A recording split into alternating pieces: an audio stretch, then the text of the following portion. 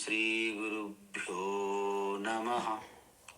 హరిః ఓం.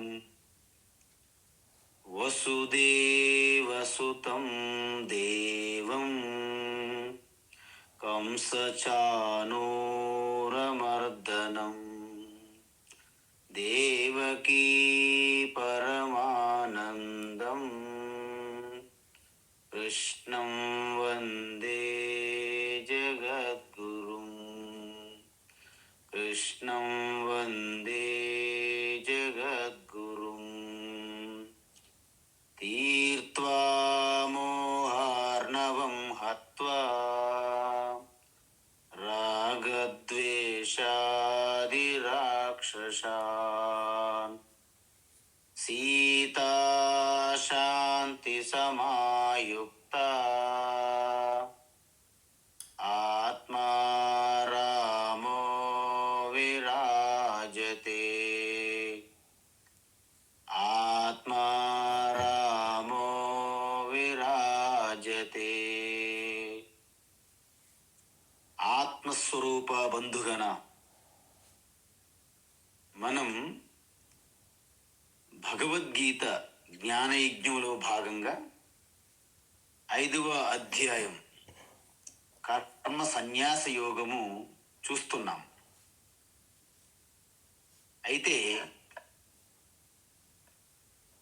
మనిషి ఒక మనిషిగా పుట్టి మాధవుడుగా పరిణితి చెందాలంటే వారికి 2 మార్గములు వేదం ఏదైతే చెప్పిందో దానినే మరొకసారి భగవాన్ శ్రీకృష్ణ అర్జునుడికి చెప్తున్నారు.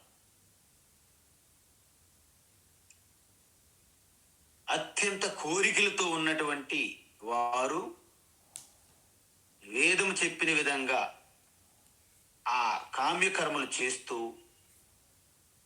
కోరికలు విడిచిపెట్టి నిష్కామ కర్మలు చేస్తూ కర్మయోగములోకి రావాలి. కామ్యకర్మల వలన మీ ఆధ్యాత్మికమైనటువంటి వృద్ధి జరగదు. నిష్కామ కర్మ అంటే మీరు చేసిన ప్రతి ఒక్క కర్మ ఈశ్వరార్పణగా చేయడము, బుద్ధితో వచ్చే ఫలం ఈశ్వర ప్రసాదంగా స్వీకరిస్తే దాన్ని కర్మయోగం అంటారు. అందువలన కోరికలతో కూడిన కర్మలు శాస్త్రం చెప్పిన విధంగా చేస్తూ, కోరికలు లేకుండా కర్మయోగం చేస్తూ, కర్మయోగము ద్వారా మీరు పవిత్రులైపోతారన్నమాట. ఆ పవిత్రత మీకు ఒక ఎలిజిబిలిటీ క్రైటీరియా అంటే యోగ్యత అంటారు. తద్వారా మీ ఆత్మజ్ఞాన యోగం, జ్ఞానయోగం చేసి ఆత్మస్వరూపతత్వము అంటే ఆత్మదర్శనమే ఈశ్వర దర్శనం. అది మోక్షం. ప్రతి మనిషి యొక్క లక్ష్యం అదే. ఎందుకు? సముద్రము నుండి ఆవిరై వెళ్తున్న జలములు మేఘములుగా మారి వర్షము ద్వారా నదులుగా ప్రవహించి మళ్ళీ చివరికి ఎక్కడ కలుస్తాయి? సముద్రములోనే కలుస్తున్నట్లుగా అనాదిగా ఈశ్వరుడు నుండి వేరుగా ఉన్నాను జీవుడును అనే అజ్ఞాన భ్రమ మనల్ని వేరు చేస్తున్నట్టు అనిపిస్తుంది. వాస్తవానికి సముద్రములోనే ఉన్న కెరటం ఎప్పుడూ సముద్రం కంటే వేరుగా లేదు, కానీ వేరుగా ఉన్నానని అజ్ఞాన భ్రమ. అందువలన దాన్ని ఎలాగైతే నది సముద్రములో కలవడమే తన జీవిత లక్ష్యమో, ప్రతి మనిషి తన హృదయములో ఉన్న పరమాత్మ దర్శనమే జీవితం యొక్క పరమ లక్ష్యము, ప్రయోజనం. అందువలన ఈ కర్మయోగము జ్ఞానయోగము వేరు కావు. కర్మయోగం ముందు, తర్వాత జ్ఞానయోగము అని చెప్పారు. కానీ 2 పాటించడానికి మీరు ఎటువంటి జీవన విధానాన్ని ఎంచుకోవచ్చు అనే దాంట్లో ఎంచుకునే మార్గం ఉన్నది. నేను కొంచెం ఇంతకు ముందు చెప్పింది మరొకసారి మీకు రిపీట్ చేస్తున్నాను. ఎందుకంటే ఇది పురాణ కథ కాదు, మనము గుర్తుపెట్టుకోవడానికి. పదే పదే ఇది మీకు ఎందుకు చెప్తున్నానంటే మీ హృదయంలో నాటుకుపోవాలి. మళ్ళీ క్లాస్ అయిపోయిన తర్వాత మళ్ళీ వాళ్ళు చెప్పింది ఓబీటీకే ఏబీటీకే అంటుంటారు హిందీలో. అది ఓకే, ఇది ఓకే, అవును కదా వాళ్ళు చెప్పింది ఓకే, అన్నీ ఓకే ఓకే అంటే లాస్ట్కి మీకు ఏంటి కూడాను పూర్తిగా ఒక సంశయం లేని జ్ఞానం మీకు ఉండదు. అందువలన మీ యొక్క బ్లడ్ సెల్స్ అంటారు చూడండి, మీ రక్తంలో కలిసిపోవాలి ఈ తత్వం, భగవద్గీత తత్వం. అందువలన జీవన విధానములో మీకు ఎంచుకునే మార్గం ఉన్నది. ఎలా? మీరు గృహస్థులుగా జీవిస్తూ కర్మయోగం అనుష్ఠానం చేసి ప్యారలల్గా తద్వారా జ్ఞానయోగం కూడా చేస్తూ, అంటే వెసులుబాటు చేసుకోవాలి. కష్టం, కానీ వెసులుబాటు చేసుకుంటే రెండింటి యొక్క ప్రయోజనం పొందుతారు మీరు. ఇంకొకటి సన్యాస ఆశ్రమము, అంటే గృహస్థ బాధ్యతలు ఉండవు. అంటే ఏంటి? సన్యాస అంటే తనకి అగ్నితో పని లేదని అర్థం. నిరగ్ని అంటారు సన్యాసికి ఇంకో పేరు. అందువలన ఆయన అగ్నిహోత్రాలు, యజ్ఞాలు, హోమాలు దేనికి ఆయనకు అర్హత లేదు సన్యాసికి. ఎందుకంటే యజ్ఞము, హోమము ఇవన్నీ చెయ్యాలంటే, పూజ ఏమైనా చెయ్యాలంటే, బయట పూజలు చేయాలంటే యజ్ఞోపవీతం ఉండాలి. సన్యాసి యజ్ఞోపవీతం కట్ చేసి గురువు సన్యాసం ఇస్తారు. అంటే ఆ శిఖ ఉండాలి, జుట్టు శిఖ. ఆ శిఖ, ఈ సూత్రం రెండు కట్ చేసి గురువు సన్యాసి దీక్ష ఇస్తారు. కాబట్టి వాస్తవానికి సన్యాసి అంటే మీరు ఏ దేవీ దేవత ఏదైతే పూజ చేస్తున్నారో గుడిలో, మీ ఇంటి దేవుడి గదిలో, ఇంటి దేవుడి గదిలోను దేవాలయంలో ఉన్నటువంటి మూర్తి విగ్రహం ఏదైతే ఈశ్వరు అంటున్నారో ఆ విగ్రహమే నడిచి వెళ్తే దానినే సన్యాసి అంటారు ఉపనిషత్తుల్లో. అందువలన అలాంటి వారు సాక్షాత్ నడిచే దేవుడు అంటారు. విన్నారు కొంతమందికి? త్రిలింగ స్వామి నడిసే శివ అంటారు. చంద్రశేఖర పరమాచార్యకి చాలా మంది నడిచే ఈశ్వరుడు అంటారు. రమణ మహర్షి, వీళ్ళందరూ ఏంటి చూడండి, అంటే ఏ దేవీ దేవతని మీరు ఉపాసన, పూజ, అర్చనలు చేస్తున్నారో దానికి చైతన్య స్వరూపంగా మన ముందు కదలాడితే దాన్ని సన్యాసి అంటారు. మరి సన్యాసి ఎంత గ్లోరీ, ఎంత గొప్పతనం, ఔన్నత్యాన్ని కాపాడాలి కదా. అంటే సన్యాసం తీసుకునే ముందు వారు దానికి సిద్ధంగా ఉన్నారా లేదా అనేది ఇంపార్టెంట్. అందువలన ఏమంటున్నారంటే సన్యాసం తీసుకోవడానికి మీకు యోగ్యత ఉన్నప్పుడు సన్యాసం తీసుకుంటే ఎటువంటి ప్రమాదం లేదు. ఎందుకు? ఇంతకు ముందు మీరు యోగ్యత ఉన్నది కాబట్టి జ్ఞానయోగం చేస్తూ ఉంటారు.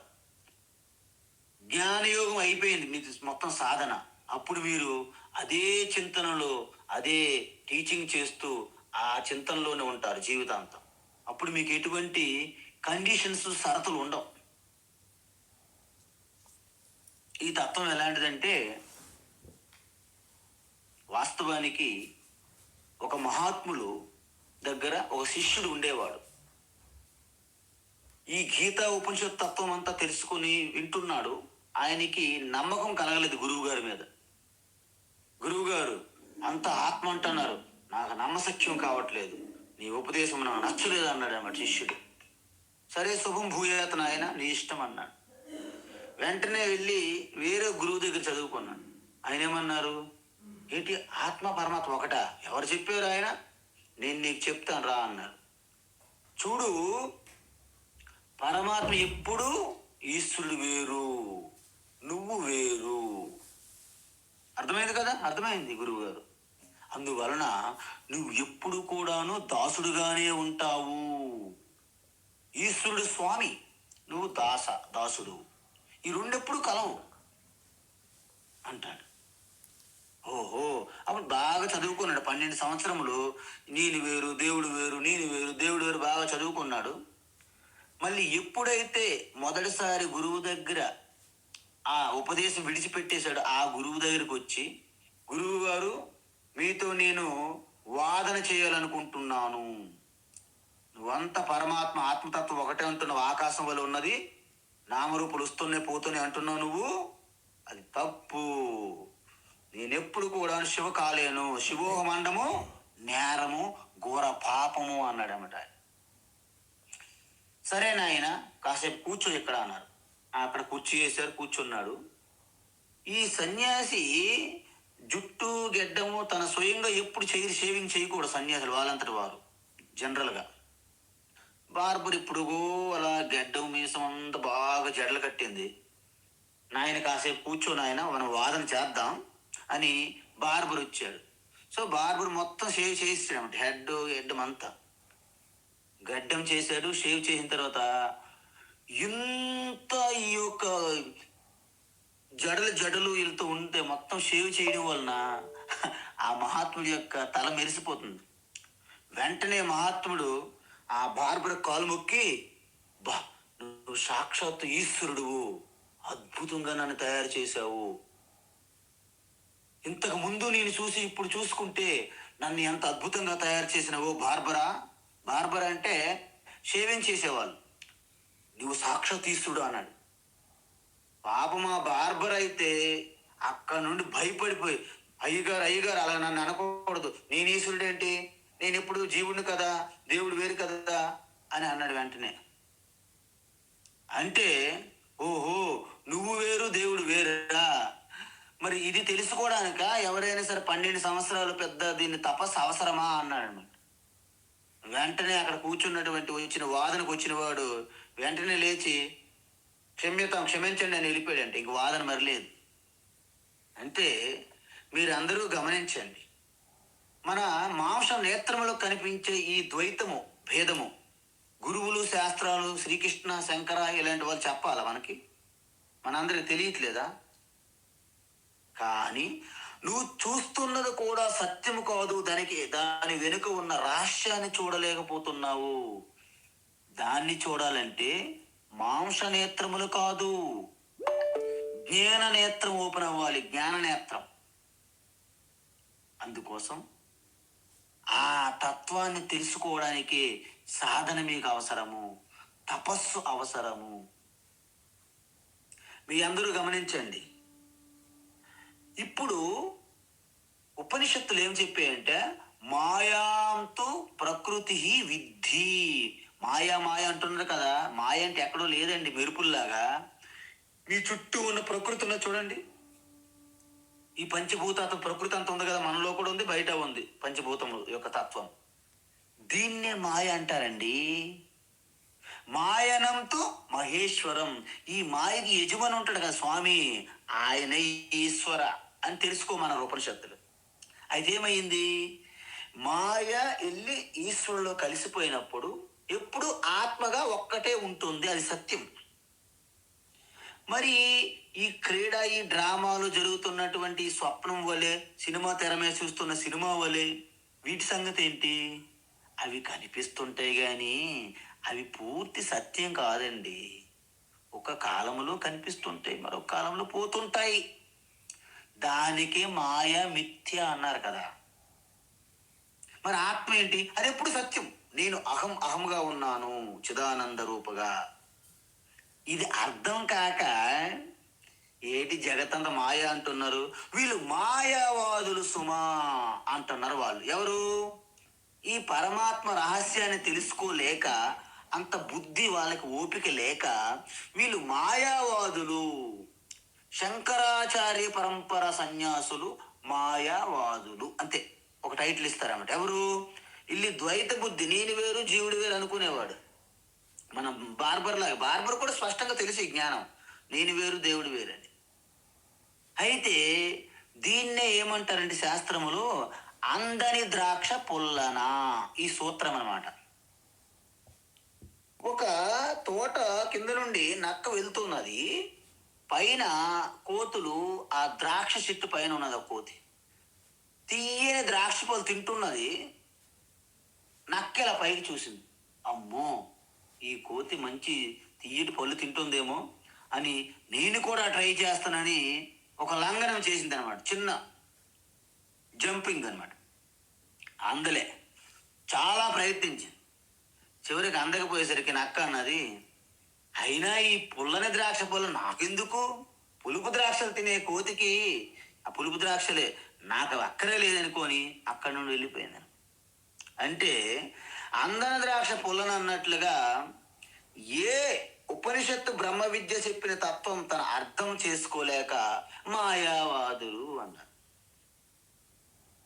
బుద్ధ భగవానుడు ఏమన్నాడంటే, మనం చూస్తున్న ఈ ప్రపంచం అంతా కూడాను ఒక నీటిలో బుడగ వలె పుడుతున్నది, నీరుగా మారిపోతున్నది. నిద్రలో వచ్చిన స్వప్నమే లేచినప్పుడు అలాగ మీలో కలిసిపోతున్నది. కాబట్టి జగత్ అనేది లేదు, కాబట్టి నాస్తి అన్నాడు ఆయన. అది అర్థం కానిటువంటి మన పరమానంద శిష్యులు ఉంటారు కదా, నేను వేరు దేవుడు వేరు అనేవంత కథల్లో బుద్ధుడు నాస్తికవాది అని టైటిల్ పెట్టారు. చూసారా ఎలా ఉంది? బుద్ధుడు నాస్తికవాది, శంకరాచార్య మాయావాది, నువ్వు అజ్ఞానవాది. వీళ్ళు వీళ్ళు ఈ ద్వైత బుద్ధి అంతా అజ్ఞానవాదులు అనాలి మనం. కాబట్టి ఇప్పుడు మీరు అందరు చెప్పండి, మనం హనుమంతుడిని ఎందుకు మన సనాతన ధర్మానికి కొలుగురు అని నేను అంటున్నానంటే ఈ ఒక్కటే కారణం. ఆ కారణం ఇప్పుడు చెప్తా. ఇప్పటి వరకు మీకు చెప్పానో లేదో. ఎందుకు అనాలంటే హనుమంతుడిని మనము ఫాలో అవ్వాలి, హనుమంతుని మనము క్షణ క్షణము స్ఫూర్తి ఎందుకు తీసుకోవాలంటే ఆయన ఒక మాట చెప్పాడు. నేను ఈ శరీర దేహభావంతో ఉన్నప్పుడు రాముడు నా ప్రభువు, నా స్వామి, నేను ఆయనకి ఈ శరీరంతో సేవ చేస్తాను, పూజ చేస్తాను, సేవా పూజ నిత్యం చేస్తాను. దాసుడిని, రామదాసుడిని. మనోజవం మారుతతుల్య వేగం జితేంద్రియం బుద్ధిమతావరిష్టం వాతాత్మజం వానరయోధ ముఖ్యం శ్రీరామదూతం శరణం ప్రపథ్యే.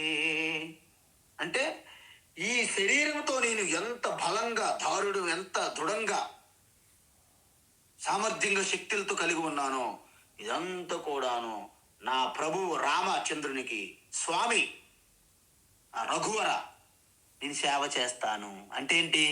ఇక్కడ దాసుడు, స్వామి, ప్రభువు స్పష్టంగా ఉన్న చూసారా? రామకార్యంలో పూర్తిగా 100% నిమగ్నమై ఉంటారు ఆయన.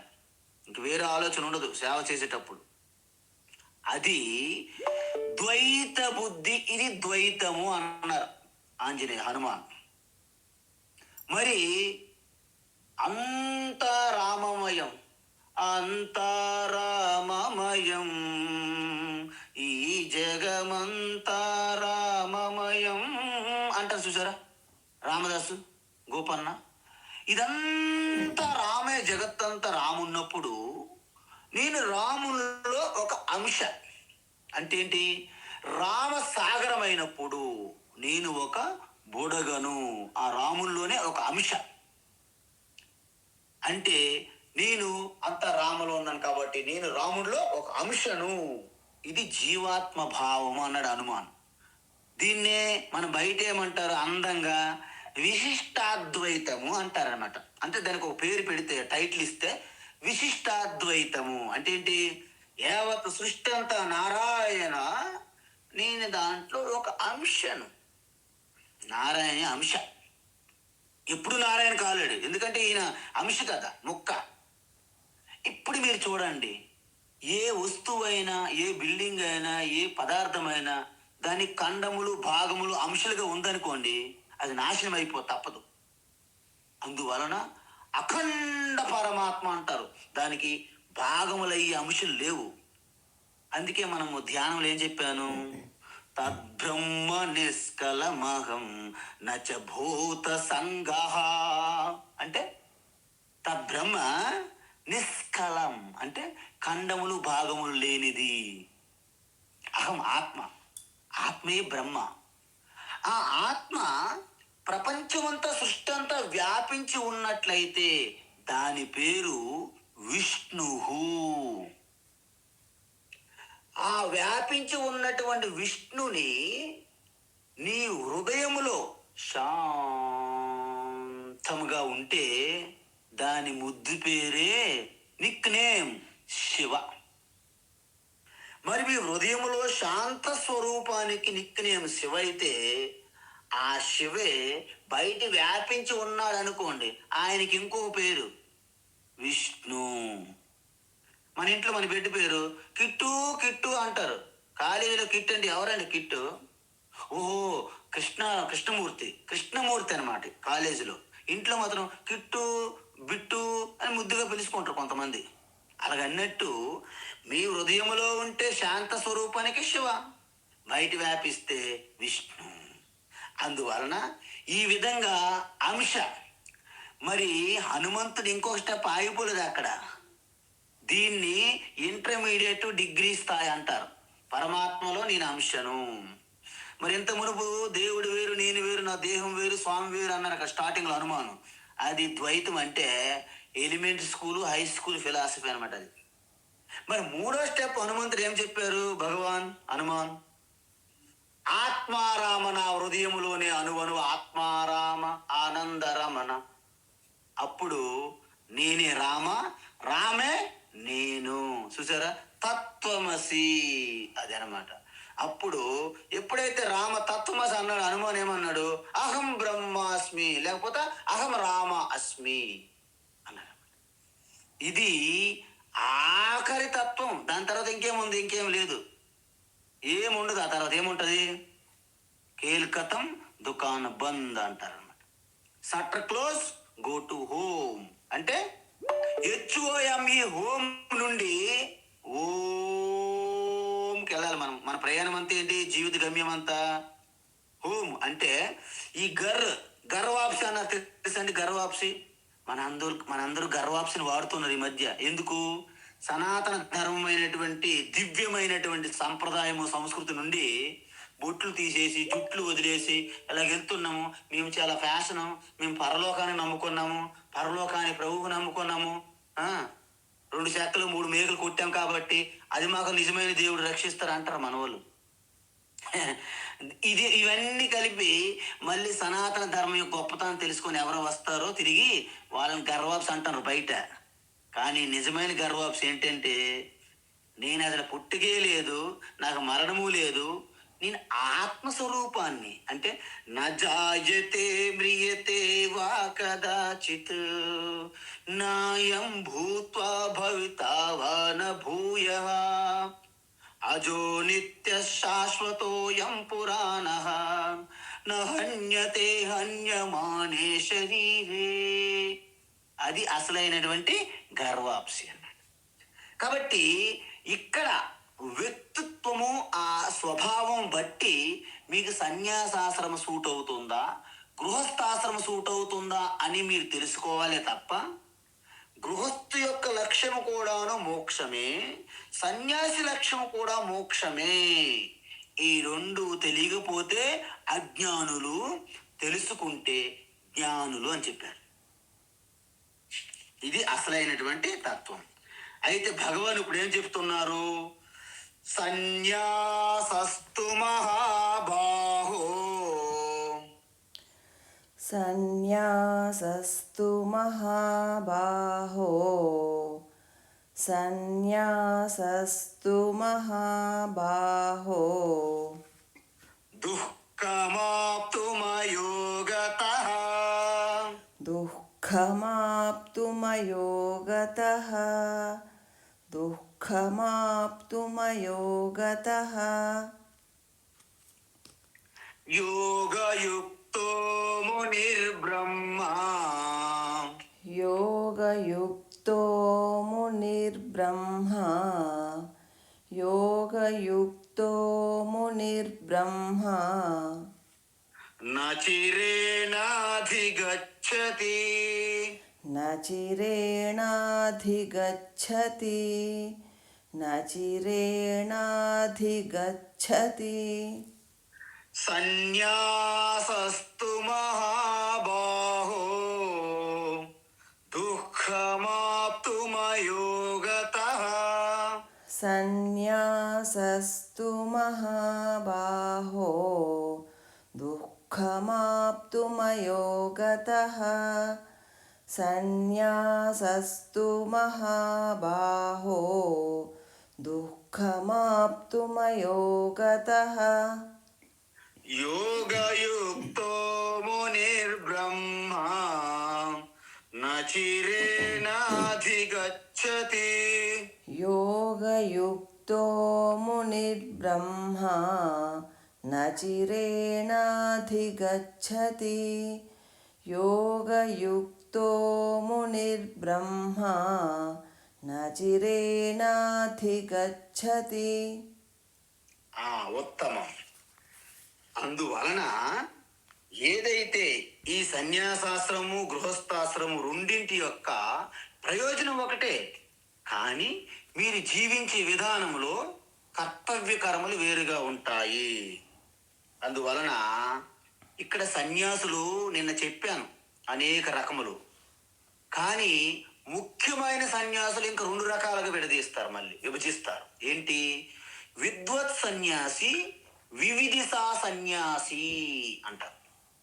అంటే నేను ఆత్మతత్వాన్ని తెలుసుకొని మోక్ష పదములో ఉండాలని తీవ్ర కోరిక ఉండి సన్యాసం తీసుకుంటే దాన్ని వివిధిషా సన్యాసి అంటారు. అలా కాకుండా ముందుగానే తపస్సు చేసి సాధన చేసి ఆత్మతత్వాన్ని పూర్తిగా తన బౌండరీ సరిహద్దులు కూడా తెలుసుకున్న తర్వాత ఆ యొక్క భిక్షు అంటే ఆ సన్యాస జీవితంలో కూడా అంటే బయట కూడా సన్యాసాశ్రమంలోకి వెళ్ళిపోవాలి.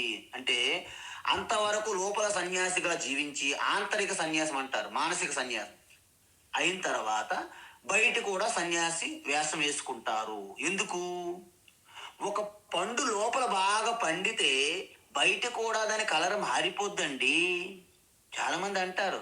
శివానంద స్వామి దగ్గరికి వచ్చారంట, చాలా మంది అన్నారంట, Swamiji why you wearing this orange robe, it is useless, it's better. నేను ఆల్రెడీ మానసిక సన్యాసిని అని అన్నారట ఒక అతను వచ్చి, పెద్ద ఆయన.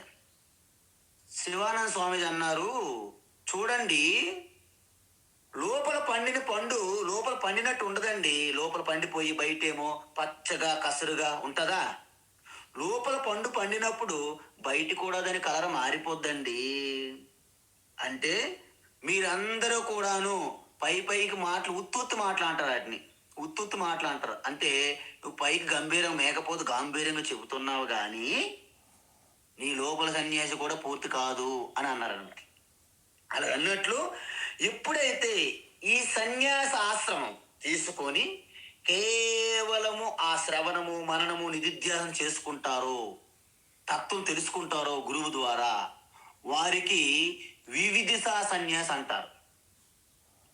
మరి అంతకు ముందే ఈ జ్ఞానయోగం పూర్తిగా చేసి నిష్ఠలో ఉండి సన్యాసం తీసుకుంటే విద్వత్ సన్యాసి అంటారు. అందువలన విద్వత్ సన్యాసికి వివిధిషా సన్యాసి కర్తవ్యాలు వేరు.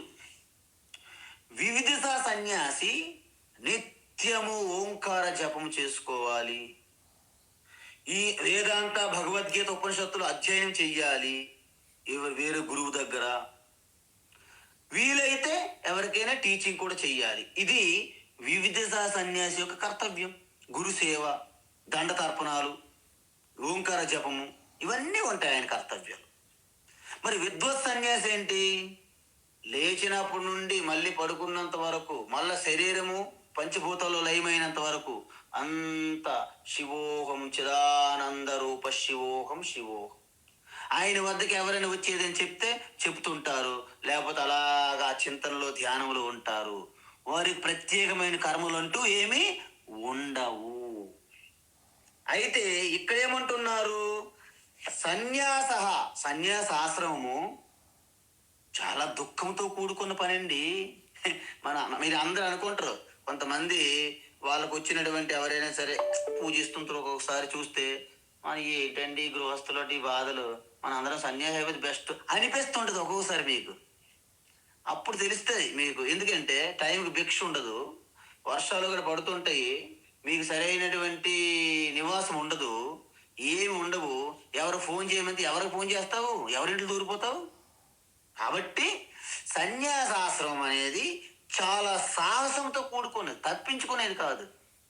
కాబట్టి ముందుగానే ఇంద్రియ నిగ్రహము, మనో నిగ్రహము బాగా కలిగి సంశుద్ధంగా ఉండి, సన్యాసి అంటే ఆ పిచ్చి, ఆ తపన ఎవరికైతే వివేకంతో కలుగుతుందో వారు సన్యాసాశ్రమంకి అర్హులు. లేకపోతే భయంకరమైనటువంటి భయాన్ని అనుభవిస్తారు మీరు. ఎందుకు? ఒంటరితనాన్ని భరించలేం మనం. ఒక్క గంట కాలం పాటు మీరు ఒక్కరు ఉండండి, ఏంటి ఎవరు మాట్లాడరు, ఎవరు ఉన్నారా లేరా, ఏమైంది, ఫోన్ లేదు, మెసేజ్ లేదు, అక్కడికి వెళ్ళారు మా వాళ్ళు, ఇది చేరారు లేదా, ఈ టెన్షన్స్. మరి నిరంతరం సంవత్సరముల పాటు ఏకాంతములో ఒకే చిన్న చీకటి గదిలో ఉంటామే, మరి దానికి మీరు సిద్ధమా? అది మేము సిద్ధం అనండి, వచ్చేయండి ఋషికి, అందరికీ సన్యాసం ఇచ్చేస్తాం. కాబట్టి సన్యాసం అంత తేలిక కాదు. అందుకే భగవాన్ శ్రీకృష్ణ ఏమంటున్నారంటే, అర్జున నన్ను అడిగితే సన్యాసం చాలా కష్టం అండి, దుఃఖం. ఎందుకు? అయోగత, మీకు యోగ్యం ఇంకా రాలేదు. అంటే ఆ ఒంటరిగా ఉన్నప్పుడు, నేను ఒంటరి ఏంటండి, పరమాత్మ నేను, సృష్టికి సృష్టికర్త స్వరూపం నేను, స్థితికర్త స్వరూపం నేను, లయకర్త స్వరూపం నేను. అలాంటి జ్ఞాన సామర్థ్యంతో ఉంటే దాన్ని ఏమంటారు? ఏకాంత స్థితి అంటారు. అంటే ఆత్మస్థితిలో ఉంటే దాన్ని ఏకాంత స్థితి. జీవస్థితిలో ఉండి భయంగా ఒంటరిగా ఉంటే దాన్ని ఒంటరితనము అంటారు. ఇంగ్లీష్లో ముద్దుగా లోన్లీనెస్ అంటే ఏంటి? ఒంటరితనం. ఎలోన్నెస్ అంటే ఏకాంతం. కాబట్టి మీరు గమనించండి, ఒక్కొక్కసారి మన వాళ్ళు అమెరికా, ఆస్ట్రేలియా, రష్యా ఇలా వెళ్తుంటారు పెళ్ళిళ్ళు చేసుకొని, కొత్తగా వివాహాలు చేసుకొని. అక్కడ భూభాగం ఎక్కువ, జనాభా తక్కువ. మన దగ్గర జనాభా ఎక్కువ, భూభాగం తక్కువ. అమెరికాలో మన వాళ్ళు అమ్మగారికి ఇంట్లో పెట్టి ఆయన డ్యూటీకి పోతారు. ఆ చుట్టుపక్కల నైబర్స్ ఎవరు ఉండరు, నిశ్శబ్దంగా ఉంటుంది అక్కడ. ఆ నిశ్శబ్దాన్ని తట్టుకోలేక చిన్న సూది కింద పడిన శబ్దం విన్నా అమ్మో ఏమో అని భయపడుతుంటారు వాళ్ళు, ఆడపిల్లలు మన వాళ్ళు వెళ్ళి అక్కడికి. అందువలన కొంతమంది ఆ ఒంటరితనాన్ని భరించలేక, అయ్యి బాబు నీ అమెరికాకు ఒక నమస్కారం, నీకు ఒక నమస్కారం, నేను ఇండియా వెళ్ళిపోతాను భారత్ అంటారు. చాలా మంది కొత్తగా వివాహం అయ్యి అమెరికాలో వాళ్ళకి ఇంట్లో పెట్టి వాళ్ళు ఉద్యోగాలకు వెళ్తే భరించలేక గొడవలు పడి, అంటే విడాకులు తీసుకునే పరిస్థితికి వచ్చినటువంటి కుటుంబాలు ఎన్నో చూశాను. అప్పుడు వెంటనే అక్కడ నుండి వచ్చి, ఎందుకు అమెరికా వద్దు, నువ్వు హైదరాబాద్ వచ్చి అమీర్పేట పక్కన ఒక ఇల్లు తీసుకో అయ్యా, ఎందుకంటే 24 గంటలు శబ్దాలు, ఇక నీకు భయమే లేదు. అందువలన ఈ ఎందుకండి మనం గమనించండి, 73 సంవత్సరాలు, 75 సంవత్సరాలు, 80 సంవత్సరాలు అప్పుడు కూడా కొంతమంది పార్ట్నర్ కావాలని మళ్ళీ 2 వివాహాలు, 3 వివాహాలు, 10వ పెళ్ళిళ్ళు చేసుకుంటారు. దేనికోసం? ఈ ఒంటరితనాన్ని భరించలేకనండి, మరి ఇంకేం కాదు. మన అందరూ గమనించాలి. అంటే ఒంటరితనం అనే ఆనందము, దాని యొక్క శాంతి, దాని గొప్పతనం తెలియక. అందుకే మీరందరికీ మీ జీవితంలో ఒంటరితనం లేదని నేను ఈవేళ మీకు అందరికీ పక్కాగా ఇస్తున్న హామీ. ఎందుకు? మీరు గీత తెలుసుకున్నారు కాబట్టి ఆత్మస్వరూపులుగా, ఆత్మగా ఎప్పుడూ ఉంటారు, దానికి నాశనం లేదు. భీష్మ ద్రోణులు శరీరాలు పోతాయి, ఆత్మగా ఉంటూనే ఉంటారు. కాబట్టి నువ్వు యుద్ధం చేయడానికి ఎటువంటి సంకోచించకు అని చెప్పారు అనమాట. అందువలన ఏమంటారంటే, భర్తృహరి కూడా అదే అన్నారు. ఏంటి?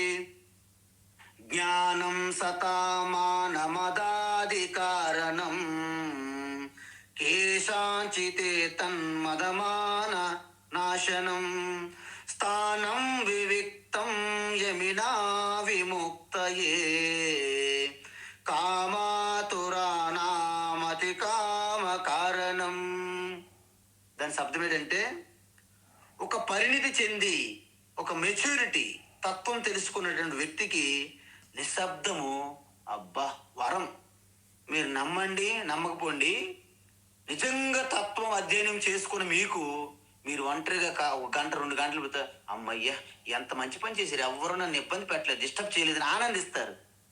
అది తెలుసుకుపోతే ఒక 5 నిమిషాలు ఉండలేరు. మీరు ఏదో ఒకటి చెయ్యాలి.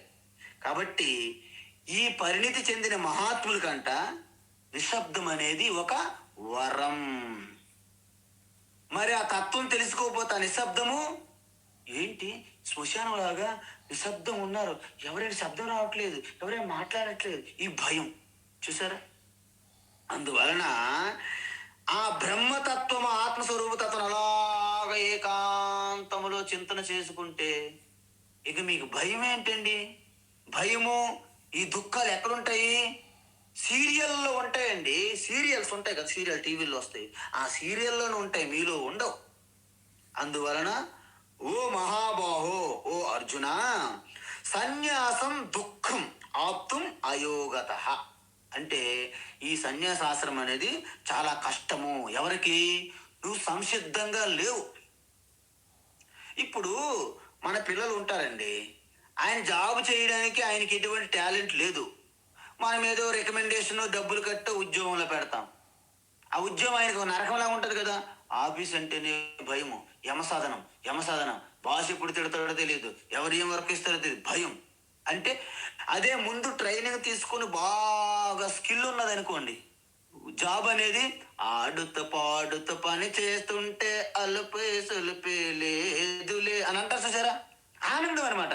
ఎప్పుడు ఆఫీస్కి వెళ్ళిపోతున్నా అనిపిస్తుంది. ఇప్పుడు చూడండి, భగవద్గీత మీరు వింటున్నారు గత 2 నెలల పైనుండి.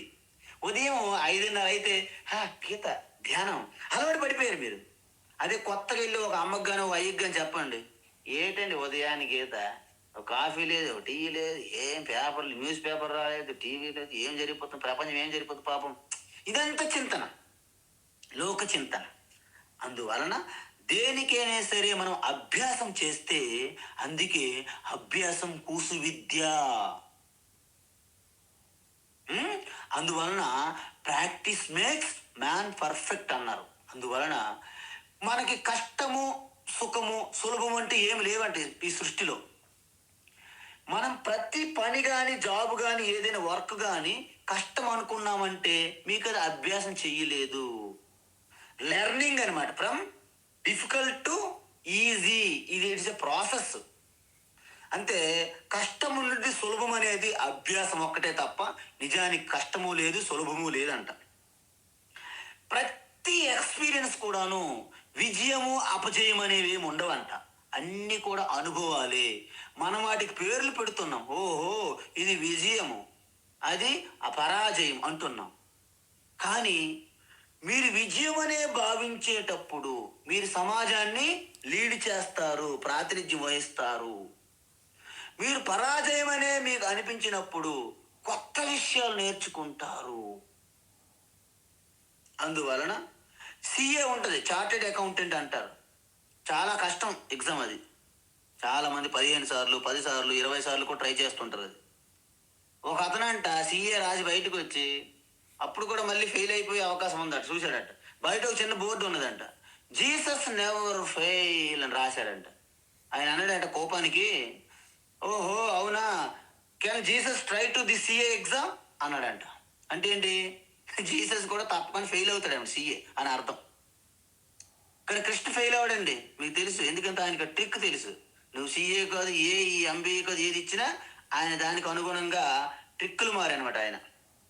కాబట్టి కృష్ణను పట్టుకుంటే మీరు దేన్నైనా సాధించలేరు అనేది లేదు ఈ భూమి మీద సృష్టిలో.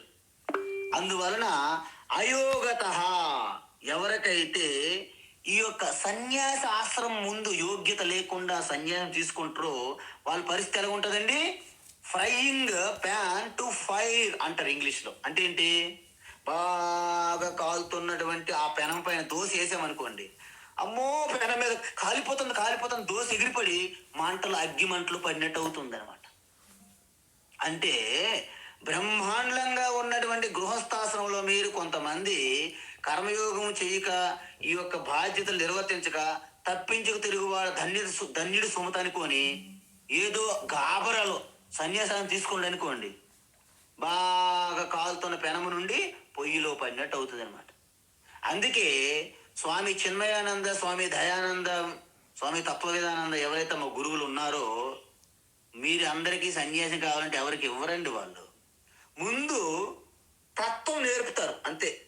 భగవద్గీత, నీ ఆత్మతత్వము, ఉపనిషత్తులు, ఈ తత్వం తెలుసుకొని అప్పటికీ నువ్వు యోగ్యత సంసిద్ధంగా ఉంటే అప్పుడు పరీక్ష పెట్టి సన్యాసం ఇస్తారు. ఊరికే సన్యాసం ఇవ్వడానికి ఇదేమైనా హ్యాబిట్స్ కోటి మార్కెట్ కాదు. సన్యాసి ప్యాకేజీలు, ఫ్యామిలీ ప్యాకేజ్ ఉన్నదండి సన్యాసము. Single package, double pack, single pack, family pack, royal pack, ఇలాంటి ప్యాకేజీలు ఉండవు సన్యాసం తీసుకోవడానికి. అందుకే నీ వ్యక్తిత్వం అంతా కూడా పరమాత్మ దర్శనము, ఆత్మదర్శనము, మోక్షం తప్ప జీవితంలో నాకు ఏమీ వద్దు అంతటి నిర్ణయానికి రావాలి మీరు. అప్పుడు నీ ఆత్మశ్రాద్ధము, అష్టశ్రాద్ధము చేస్తావు.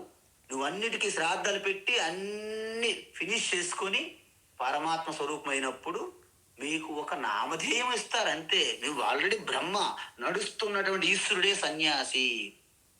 ఇవి చేత కాకుండా ఆకర్షణలకు లోనయ్యి సన్యాసులు తీసుకుంటే రోజు మనం చూస్తున్న పేపర్లో, టీవీల్లో దిక్కుమాలిన సన్యాసులు, కపటి సన్యాసులు, మిథ్యాచార సన్యాసులు, వాళ్ళందరూ ఎక్కువైపోవడం వలన ఎవడు నిజమైన సన్యాసి తెలక నేను ఎక్కడికి వెళ్తున్నా, ఎవడండి ఎవడు మాయల మారిలా ఉన్నాడు, దొంగడు, పిల్లలు భయపడుతుంటారు, ఆడవాళ్ళు అయితే అసలు దగ్గరికే రా చాలా మంది, ఇది ఎవడండి బాబు అని.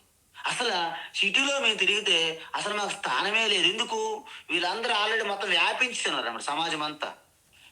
అందుకే సినిమాల్లో జోకర్లుగా వేస్తున్నారు చూడండి సన్యాసులకి. ఎంత నిర్లక్ష్యము, ఎంత సిన్ఫుల్ యాక్షన్స్ అండి ఇవన్నీ.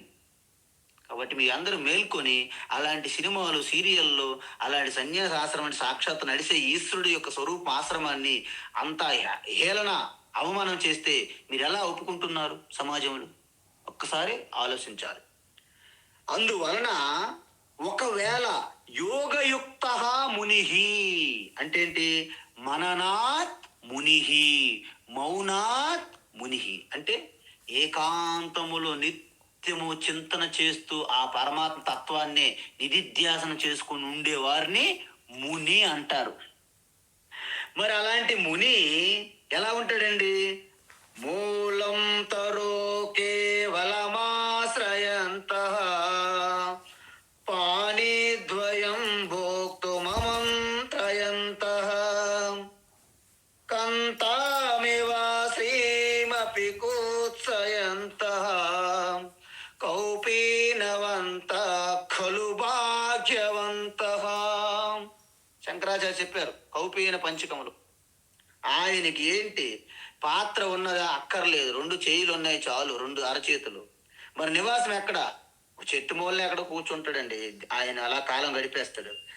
మరి కేవలము ఆ శరీరము నడవడానికి ఇంధనం అనేది కొంత భిక్ష తీసుకొని కేవలం చెట్టు మూల కూర్చొని, చెట్టు మొదటిని కూర్చొని అక్కడక్కడ ఏమైనా గుడ్డ పాతలు ఉంటే అవన్నీ ఏరి ఉతికి దానికి అలా కుట్టుకొని అది కప్పుకుంటాడంట.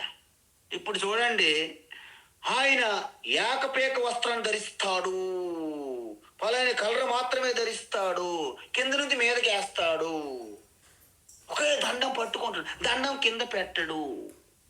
ఆహుతులు కూడా దండంతో ఇలా ఇస్తుంటాడు మాయలు పకీర్లాగా. అంటే మీ దగ్గర ప్రదర్శన. ఇలాంటి మహాత్ముల గురించి చెప్తుంటే మనకి అలా సూర్య చంద్రులు నక్షత్ర గ్రహాలు భూమండలం అంతా పంచభూతములు కూడా షేక్ అవుతాయి సన్యాసం ముందు. అది అసలైన సన్యాసి. అందుకే సన్యాసి, నిజమైన సన్యాసి ఎవరని చెప్పడానికి నీ దండము ప్రమాణం కాదు, నీ వస్త్రము ప్రమాణం కాదు, నీ కమండలము ప్రమాణం కాదు, నువ్వు చేస్తున్న బ్రేస్లెట్లు ప్రమాణం కాదు, నువ్వు పెట్టుకునే బొట్టు ప్రమాణం కాదు, నువ్వు చుట్టినటువంటి జుట్టు ప్రమాణం కాదు, నీ బోడిగుండు అంటే ముండెను ప్రమాణం కాదు. మరి ఏంటి ప్రమాణము? సన్యాసి ప్రమాణం ఏంటంటే బ్రహ్మ జ్ఞానం మెరిసిపోతుంది. 1,00,000 సూర్యుల ప్రకాశం వలె బ్రహ్మ జ్ఞాన ప్రకాశంగా ఉన్నవాడే అసలైన సన్యాసి. ఇది అల్టిమేట్ బ్రహ్మ విద్య ఉపనిషత్తుల యొక్క సన్యాసి లక్షణం. అందుకే సన్యాసి ఈ యొక్క ఆశయ వస్త్రం ఎందుకు వేసుకుంటారంటే ఆ దేదీప్యమానంగా ప్రకాశిస్తున్న జ్ఞానానికి ప్రతీక, ఆ త్యాగానికి ప్రతీక. సన్యాసి మీరు సంతృప్తి చేయలేరు ఏ వస్తువులతో ఈ సృష్టిలో. ఎందుకు?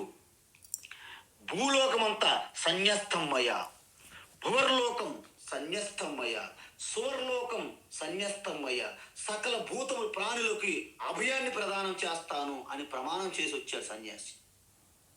అందుకే కేవలము ఆ పరమహంస పరివ్రాజక మంత్రం ఒకటి ఇస్తారు గురువు గారు. అది యాక్చువల్గా చెప్పకూడదు, సన్యాసి ఇచ్చినట్టు చెప్తారు. కానీ ఇప్పుడు మీ అందరి కోసం అది కూడా చెప్పేస్తున్నాను నేను. ఓం సోహం హంసః పరమహంసః పరమాత్మా చిన్మయోహం సచ్చిదానంద స్వరూపోహం సోహం హంస ఓం. ఎందుకు చెప్పానంటే నాకేమి నష్టమైన కష్టమైన ఏమైనా ఓకే, మీ అందరికీ కళ్యాణం జరగాలి, అది నాకు కావాలి. అందుకే రామానుజాచార్యకి ఓం నమో నారాయణ ఇచ్చి రహస్యం చెవులో ఇచ్చాడు గురువు. ఎవరికి చెప్పొద్దు, ఇది అనుష్ఠానము, తపస్సు కావాలి అన్నారు. నువ్వు చెప్తే నీకు పాపం వస్తుంది అన్నాడు. ఆ మహాత్ముడు ఏంటి, చెప్తే పాపం వస్తుందా అని ఒక దేవాలయం పైకెక్కి మొత్తం అందరికి ఊదేశాడు అనమాట శంకరాచార్యుల.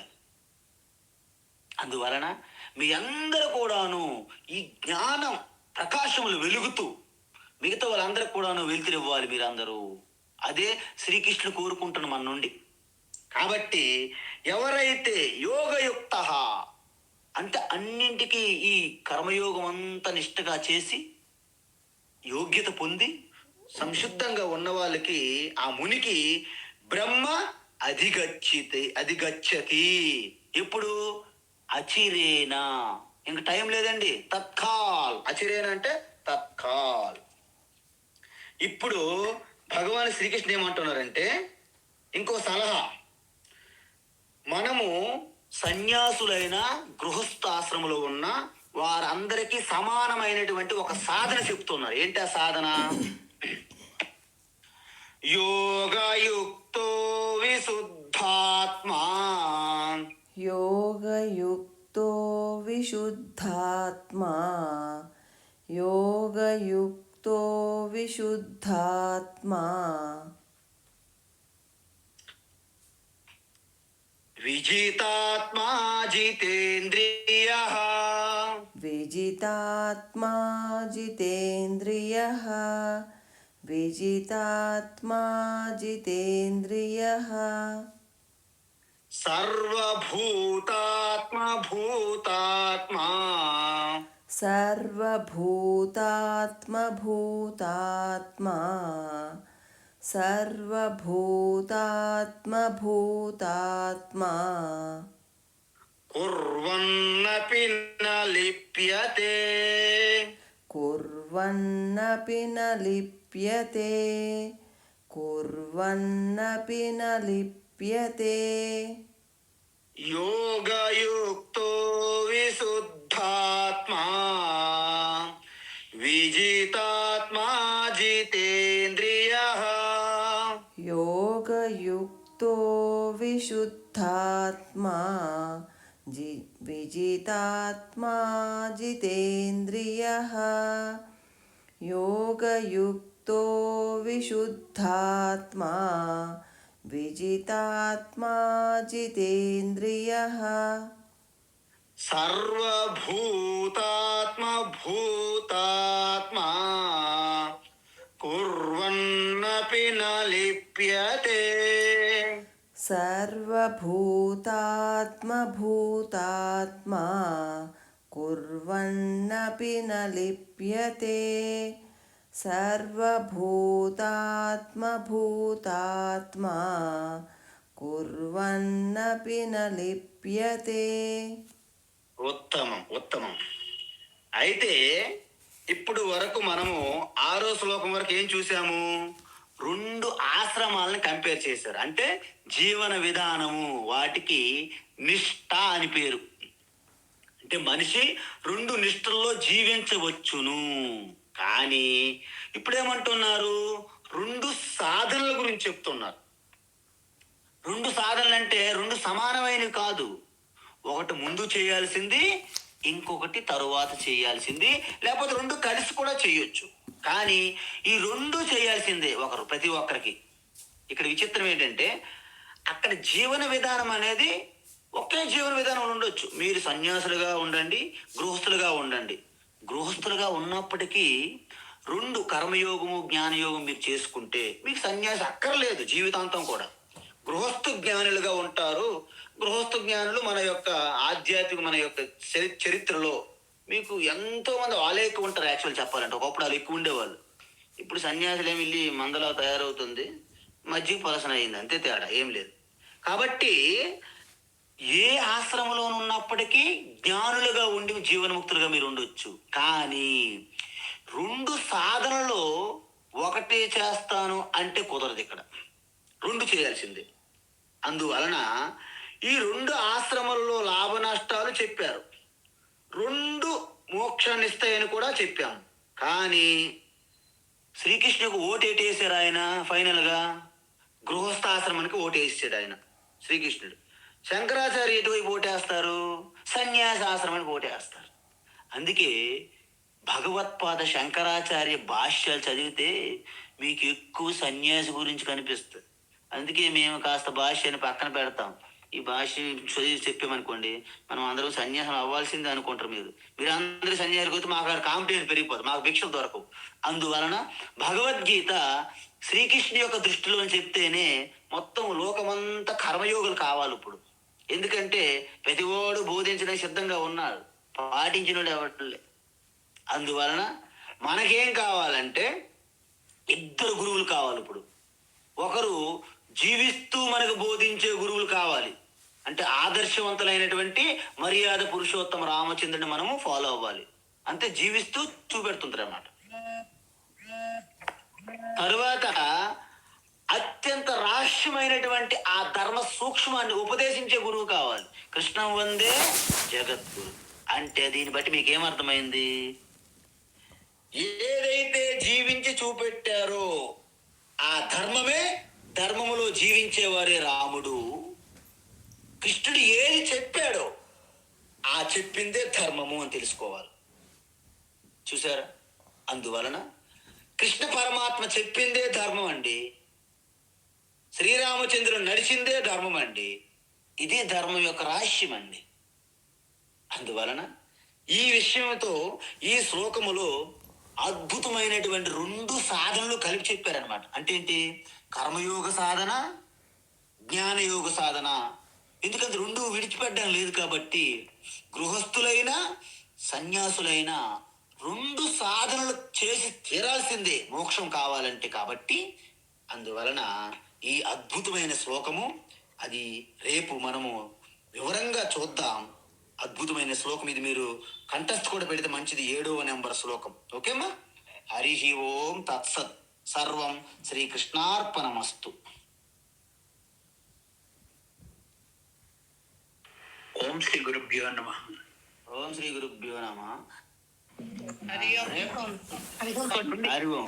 మీరందరూ కూడాను ఆ యొక్క ఆడియో వీడియో మ్యూట్ పెట్టుకుంటే మంచిది. మధ్య మధ్యలో అంటే వీడియో కొంతమంది ఆపట్లేదు, ఆడియో కూడా ఆపకుండా మర్చిపోతున్నారేమో, మిగతా వాళ్ళకి డిస్టర్బ్ అవుతుంది. కాబట్టి మీరు కాస్త దయతలచి అందరి ఎందుకు దయతలచి ఆ ఆడియో వీడియో మీరు కాస్త మ్యూట్ పెట్టుకుంటే మంచిది.